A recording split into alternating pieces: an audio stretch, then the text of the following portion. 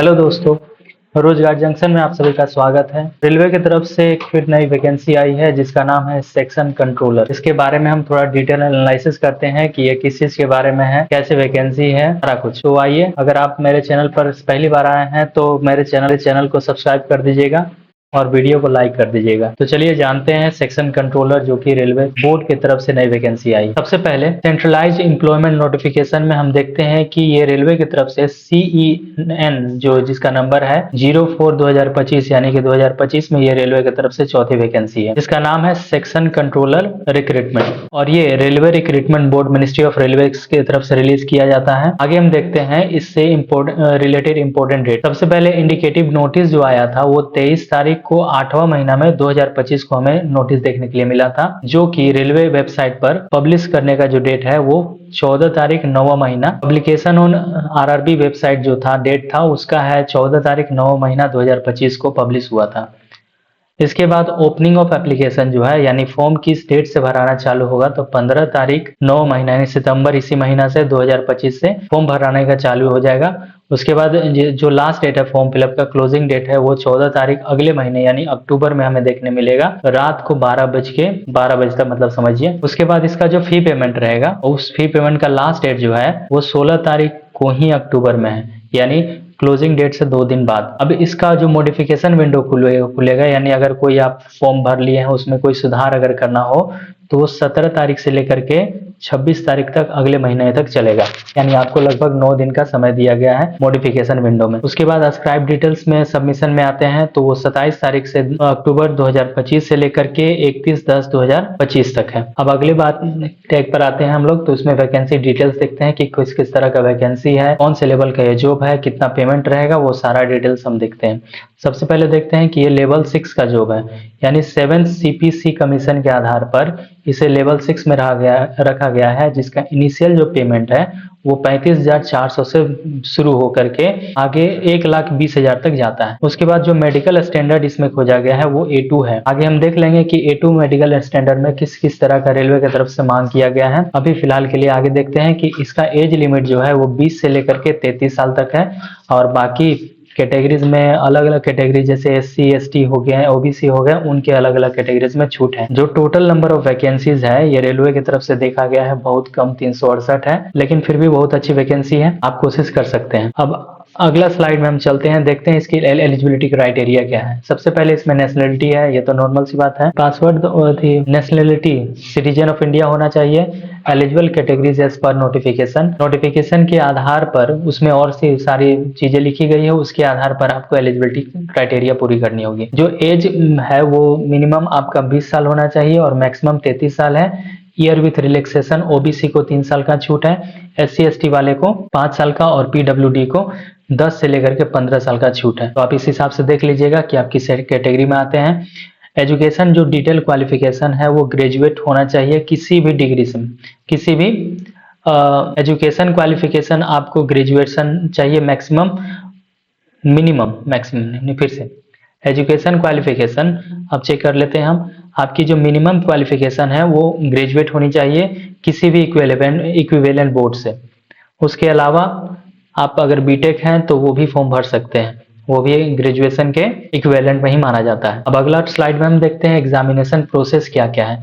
सबसे पहले स्टेज 1 में जो कि CBT 1 जिसको हम कह सकते हैं, तो CBT 1 में कंप्यूटर बेस्ड एग्जामिनेशन होगा। स्टेज 2 में कंप्यूटर बेस्ड एप्टीट्यूड टेस्ट होगा, इसमें CBET इसको कहा जाता है। जैसे हम लोग रेलवे LP में देखे थे कि इसको साइको टेस्ट के नाम से जाना जाता है नॉर्मल भाषा में, तो हम CBET को साइको के नाम से ही जानते हैं। उसके बाद स्टेज 3 में डॉक्यूमेंट वेरिफिकेशन होगा। अगर आपने एग्जाम क्वालिफाई कर लिया, CBET का भी एग्जाम क्वालिफाई कर लिया, तो उसके बाद डॉक्यूमेंट वेरिफिकेशन होगा। उसके बाद मेडिकल एग्जामिनेशन होगा।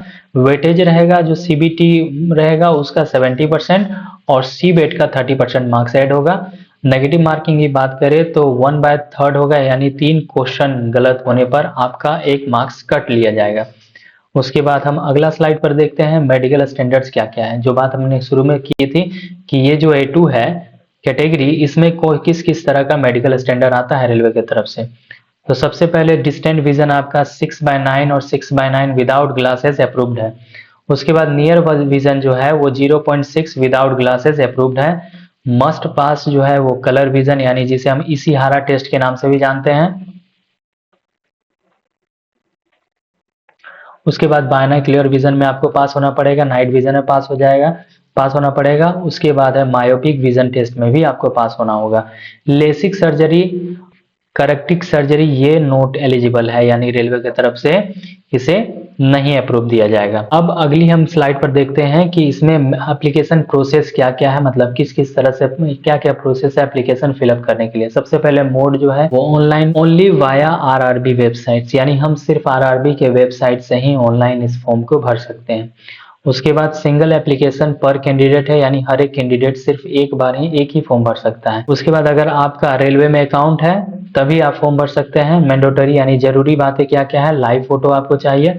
ऐसा नहीं है कि फोटो आप 20 के बी 30 के बी का पहले से रखे हो और उसको अपलोड कर दो, नहीं। एसएससी जैसा इसमें भी अब लाइव फोटो खोजा जा रहा है। स्कैन्ड डॉक्यूमेंट्स चाहिए। स्कैन डॉक्यूमेंट्स अगर आपने पहले रेलवे का फॉर्म भरा होगा तो आप जान सकते हैं कि कौन कौन सा इसमें डॉक्यूमेंट्स लग रहा है। मॉडिफिकेशन अलाउड है, इसमें 250 रुपया फीस लगेगा। अगर आपने फॉर्म भरते हुए कुछ गलती कर दी है तो उस समय आपको 250 रुपया उसके जुर्माना के लिए मॉडिफिकेशन के रूप में आपको देना होगा। Accept account details and choose an RRB. उसके बाद हम अगले स्लाइड में देखते हैं एग्जामिनेशन फी क्या है। जनरल, ओबीसी और ईडब्ल्यूएस के लिए 500 रुपया है। 400 रिफंडेड आफ्टर सीबेट है, यानी कि अगर कंप्यूटर बेस्ड एग्जामिनेशन के बाद आपको 400 रुपया रिफंड किया जाएगा, जिसमें 400 तो नहीं रिटर्न किया जाएगा, 382 रुपया ही रिटर्न किया जाता है, बाकी जीएसटी के रूप में काट लिया जाता है रेलवे की तरफ से।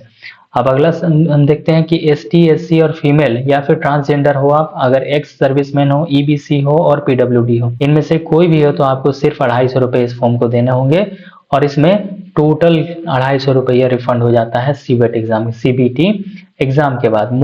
जो ऑनलाइन मोड पेमेंट है, इसमें पेमेंट आप सिर्फ ऑनलाइन ही कर सकते हैं। उसके बाद अगर हम देखते हैं रिजर्वेशन के फ्लाइट के बारे में, सबसे पहले वर्टिकल है एससी, एसटी, ओबीसी और एनसीएल यानी नॉन क्रीमिलियर और ईडब्ल्यूएस के लिए रेलवे के रिक्वायरमेंट के आधार पर आपको रिजर्वेशन मिलेगा। हॉरिजॉन्टल में पीडब्ल्यूडी एक्स सर्विसमैन को एक्स्ट्रा रिजर्वेशन कोटा में रखा गया है।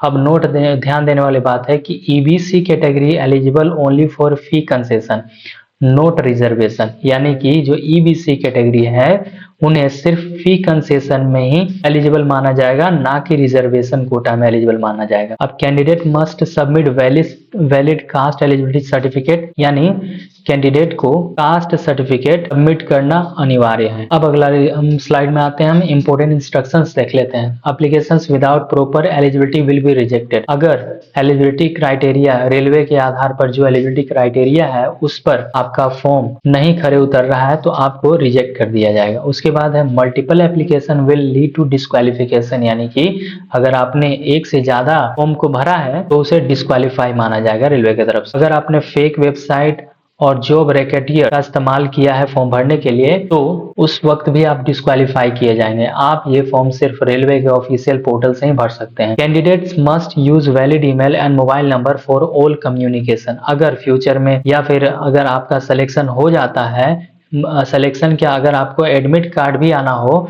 तो रेलवे आपको ईमेल से मैसेज भेजता है और मोबाइल पर भी मैसेज भेजेगा। इसलिए मैं सलाह देता हूं, या रेलवे की तरफ से भी ये सलाह है कि आप वैलिड ईमेल और वैलिड मोबाइल नंबर ही उसमें यूज करें फॉर्म भरते वक्त। तो ये था हमारी तरफ से आज रोजगार जंक्शन की तरफ से रेलवे की नई वैकेंसी जिसका नाम है सेक्शन कंट्रोल। अगर आपको वीडियो अच्छा लगा हो तो वीडियो को लाइक कर दीजिएगा, शेयर कर दीजिएगा और हमारे चैनल पर आए हैं पहली बार और फ्यूचर अपडेट्स के लिए हमारे चैनल को सब्सक्राइब भी कर दीजिएगा।